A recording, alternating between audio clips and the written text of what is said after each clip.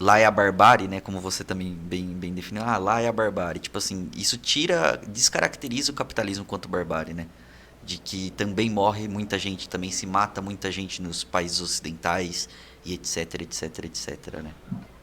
Exato, exato. Porque isso entra num ponto muito importante que você falou, porque a gente vai estar entrando aí sobre o que é imperialismo e esse expansionismo militar, né?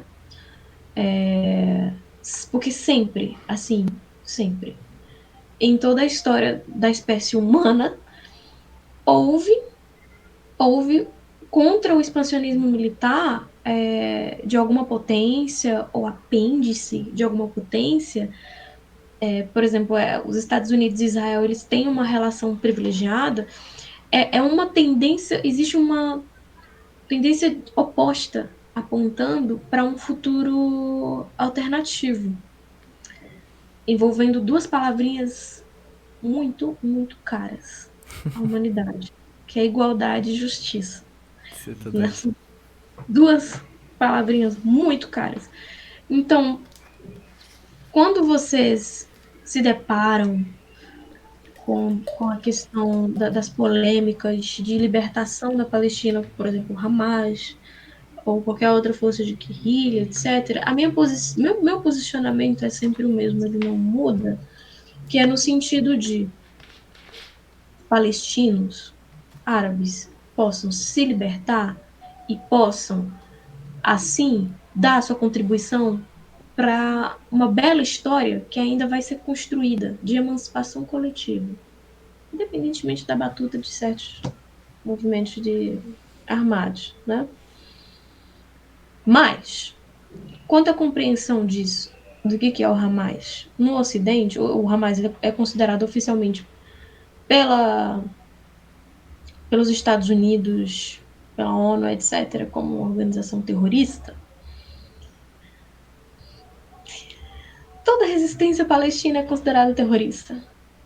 Sem entrar em juízos de valor em si, o que eu penso, o que eu deixo de achar do Hamas, qualquer compreensão que se tem da resistência palestina. Claro que é terrorista. Claro que é terrorista. Claro que é enxergado como algo extremamente criminoso, né? Ainda que eu não concorde com muitos posicionamentos do Hamas, né? São fundamentalistas, né? Em muitos dos seus posicionamentos. Aí, como eu disse, a minha questão é outra.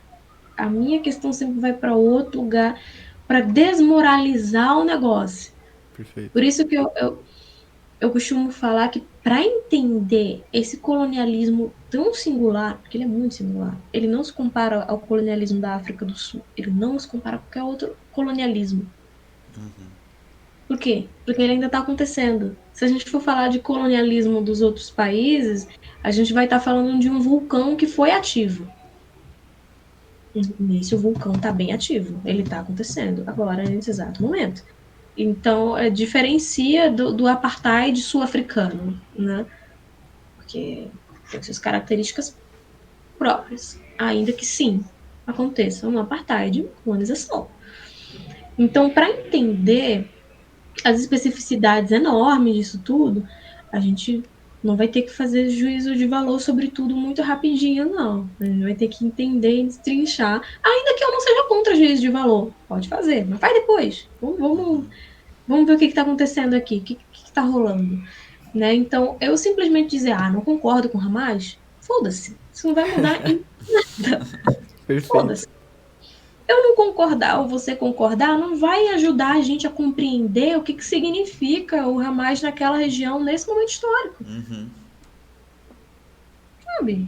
E aí as pessoas ficam nessa de que, ai, mas eu não concordo. Beleza, então o que você aponta como horizonte? Aí não sabe o que dizer. Aí fala diálogo, né? Aí manda. Aí fala, por que Mais não fica amor. muito longo já? Por que não divide cada um pro seu canto, gente?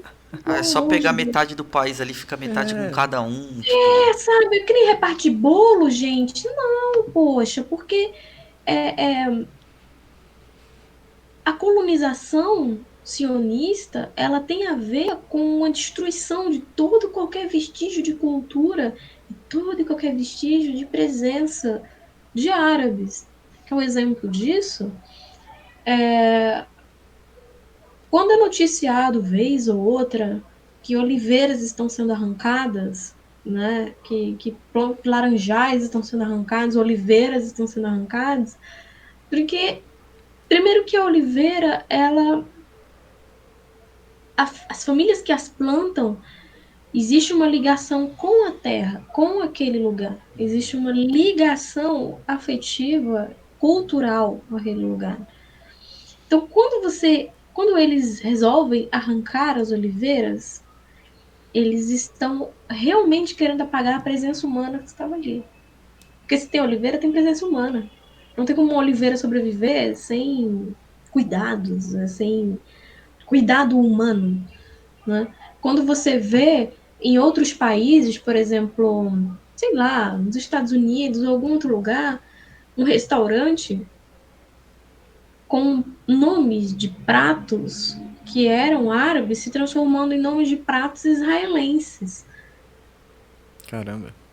Coisas que fazem parte de um apagamento geral, né, de cultura, de um genocídio étnico em curso, que não tem só a ver de que esse pedaço de terra é meu.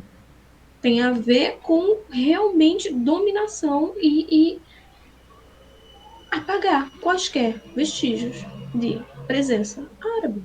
A gente vê uma tentativa agora clara contra a Rússia, né? Com a investida contra a Ucrânia, os caras tirando, não. Agora o nome russo não tá na Olimpíada. Agora restaurante russo a gente vai fechar. Agora a gente vai trocar as palavras novamente. Ah, não é. As empresas russas não entram mais no nosso território.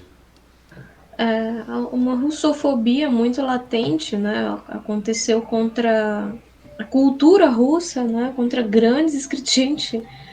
Dostoiévski banido de bibliotecas. Isso é um absurdo. Coitado, tá se revirando no túmulo lá até hoje, velho. Tolstói, gente, Tolstói, entre outros gigantes da literatura sendo colocados como, entendeu? Como uma cultura a ser jogada no lixo, isso é racismo puro. Eu falo sem medo de ser feliz, é racismo puro. Os atos de censura contra a cultura russa é racismo. Não é preconceito, é racismo. São povos do Oriente, isso também é orientalismo. Aí vão chegar os ser mais inteligentes da Terra e vão falar assim: ah, mas não são brancos? Eu gosto muito disso. A relação de racismo, de racialização, de orientalismo, não vem só através da pigmentação da pele. Sim. Vem através de uma barbarização daquele povo. O russo, na cultura pop, do que você for observar, sei lá, se você gosta muito de cinema, de filmes, e você consome um tanto, vá ver como que o cinema americano retrata um russo, se ele aparece no filme. Ou ele é um assassino, ou ele é um espião e um assassino, ou ele é um espião assassino e de quebra uma pessoa nada confiável, ou ele tem falhas de caráter muito grande. Sempre o russo ele é enxergado dessas formas, né? Totalmente barbarizado. Eu não vou nem chegar naquilo. Como que o árabe é enxergado no cinema americano, né? Porque, assim, uma coisa até que eu já...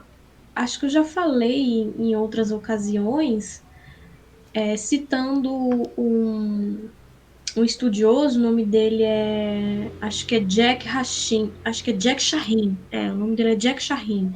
Ele escreveu um livro maravilhoso sobre como os filmes de Hollywood vilificaram o povo, como os filmes de Hollywood barbarizaram o povo. Que o nome é Filmes Ruins e Árabes Malvados, né? Como Hollywood transformou árabes, né, em vilões, assim. É excelente, eu acho que tem no YouTube ainda esse documentário. E o livro dele é bacana. Que Vou até basicamente anotar o nome assim. aqui pra ver depois. Isso, ó, filmes ruins, árabes malvados, como Hollywood vilificou um povo, né? Porque assim, existem muitas. Por mais que a gente discuta bastante, se coloque muito no debate,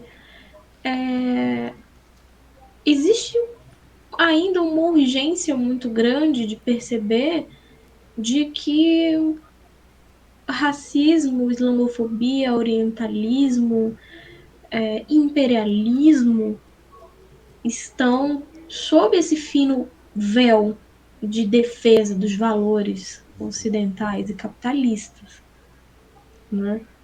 De quem é gente, de quem não é, né? E, enfim, não é um problema novo, né? Algo antigo e